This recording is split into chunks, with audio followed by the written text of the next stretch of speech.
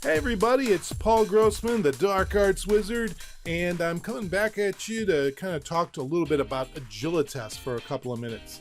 You might remember a couple of weeks ago I had this video about the Agility Maturity cards and how you could get to them on the website and go and access their cards. But the really cool thing is that Agilitest actually sent me a box of their cards.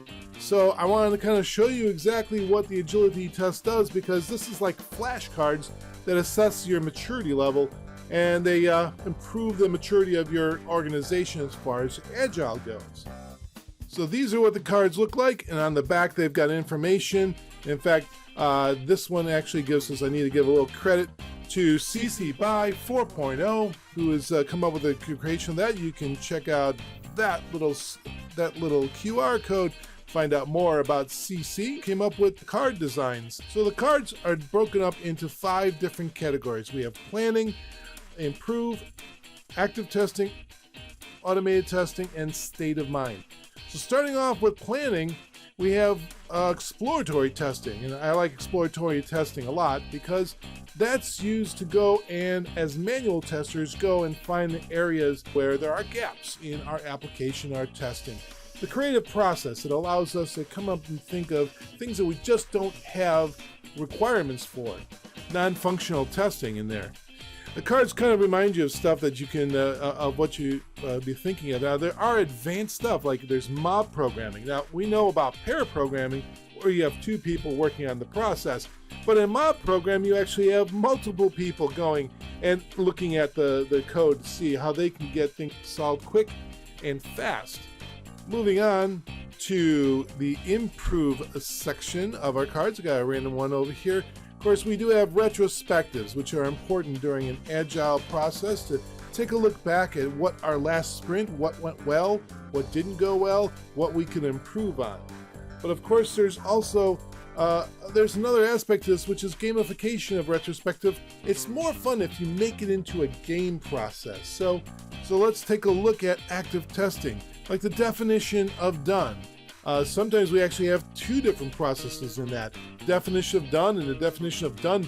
Definition of done is that, hey, it works, you checked it and tested it. Definition of done is that we showed it to our stakeholders and they signed off on it and said, yep, you did a good job, it's good. But more advanced in active testing, you've got anomaly handling policy. So how many of you thought about the anomaly handling policy? So basically, if you've got some sort of error that is coming up, but occasionally coming up, how are you going to document that if it's not entirely reproducible? What are the processes that you need to do to have in place in order to handle that in an Agile process? One of the other cards we've got is test-driven development, where we're looking at adding a test that fails and then making the code pass the test, and then refactoring the code in order to eliminate any redundancies.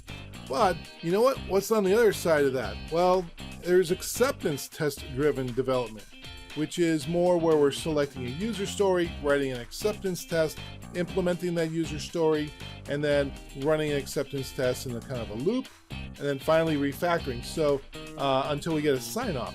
So it's more of taking test-driven development and putting into modules that we repeat through a process throughout the user story. And lastly, we've got our state of mind.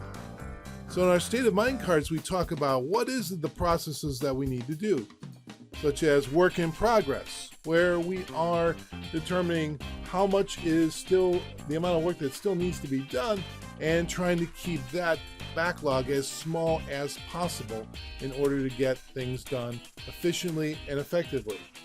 The other thing we do more advanced is taking a look at the process of 3 amigos, which is of course part of ATDD, where we have 3 important people together are looking at our requirements and our tests. Our QA tester, our project manager or our product owner, and our development team, all being put together in one room. And the most important question that we ask out of there is, what did we miss? What else? What is something that we need to get together in order to make sure that our coverage is being done correctly? So there's a little bonus that comes with this. Each one of these cards has a little QR code. And if you scan the QR code on your phone, you can pull up the site. And here's the bonus. You get to learn a little bit of French, which is an awesome thing to do. All right, I'm Paul Grossman, the Dark Arts Wizard. Know multiple languages: Java, French, English, JavaScript. Learn it all. It's always good to learn something new. And get yourself up to speed with Agilitest and the Agility Maturity Level testing cards. Have yourself a great day.